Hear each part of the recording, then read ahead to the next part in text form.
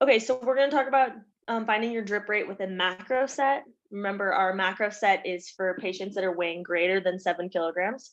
So, for an example, let's do 40-pound patient, which is equivalent to 18.2 kilograms. First thing we want to do is take our patient weight, so 18.2 kilograms times our surgical fluid rate, which is 10 mils per kg for that first hour. Okay, here our kilograms are going to cancel out and we're just going to multiply straight across. So 18.2 times 10 mils is going to give us 182 milliliters per hour for that first hour. So that is our patient surgical fluid rate. Next thing you want to do is convert that hour to seconds. Okay, if we're doing a drip rate, you need it in seconds. So we know 1 hour is equivalent to 3,600 seconds. So we have 182 milliliters per hour. Okay, to put that into seconds, we just do a conversion rate of 1 hour is equivalent to 3,600 seconds, and you just multiply. So 182 over 360, eventually you're going to be dividing. Our hours cancel, and we get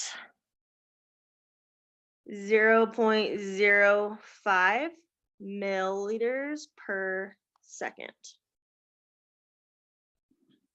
So now that we have our fluid rate in seconds, we can use our, we can multiply that to 0.05 mils per second, and we can multiply by our macro set. Our macro set we're going to use today is 15 drips per milliliter.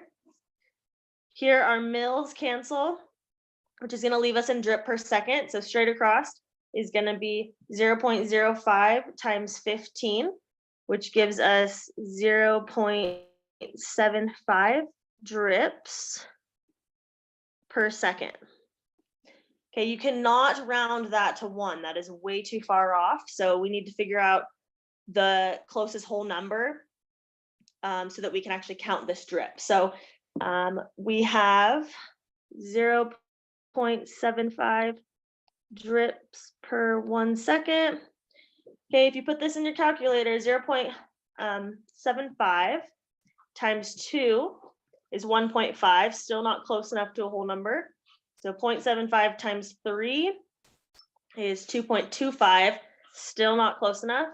0.75 times 4, that's going to give us a whole number. So we have to multiply the top by the bottom, which is going to give us 3 drips per 4 seconds. And we can easily count that. So that is our drip rate, 3 drips per 4 seconds.